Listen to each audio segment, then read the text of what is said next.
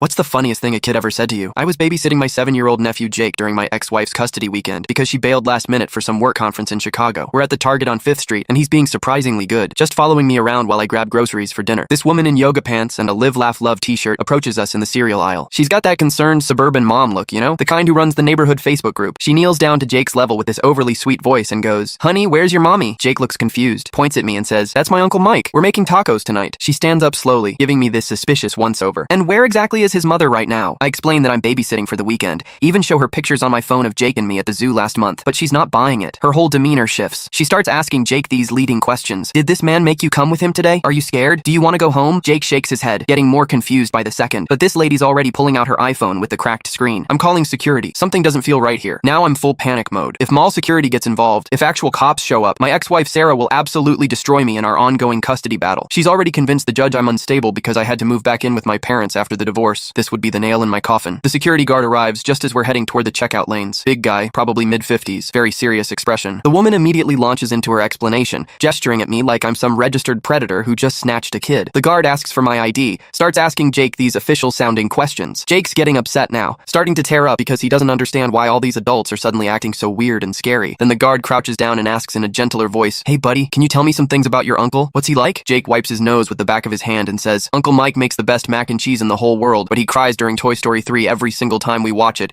even during the parts that aren't supposed to be sad." The yoga pants woman looks confused. The security guard's mouth twitches like he's trying not to smile, but Jake's not done. He continues in that matter-of-fact way only kids can manage, and he lets me stay up until 10:30 on weekends, but tells my mom we went to bed at 9, and he teaches me curse words but says I can't use them until I'm in high school, and he always smells like that green soap that makes his armpits not stinky anymore. The security guard is definitely fighting back laughter now. Even the concerned woman is starting to look less certain about her kidnapping theory. But then Jake adds the kicker, his voice getting quieter, and he's really sad all the time because Aunt Sarah doesn't live in our house anymore, but he tries to pretend he's not sad when I'm around because he thinks it makes me sad too. Complete dead silence in aisle 7. The security guard clears his throat awkwardly. The woman suddenly won't make eye contact with anyone. Jake grabs my hand and looks up at me with those big brown eyes. "Uncle Mike, are we in trouble? Did I say something wrong about the curse words?" The security guard hands me back my driver's license. "You're all set, sir. Really sorry for the confusion here." As we finally walk toward the parking lot, Jake tugs on my shirt sleeve. "Uncle Mike, how come that lady thought you were a stranger? Don't I look like you? Mom always says I have your nose." I didn't know how to explain that sometimes the world sees danger where there's just someone trying their best to love a kid whose parents are falling apart. 3 months later, my ex-wife's lawyer brought up that exact Target incident in family court, claiming I had exposed our son to unsafe and potentially traumatic situations due to my suspicious behavior in public. I lost my Wednesday overnight visits and 2 weekend days. Jake still asks when he's coming over next.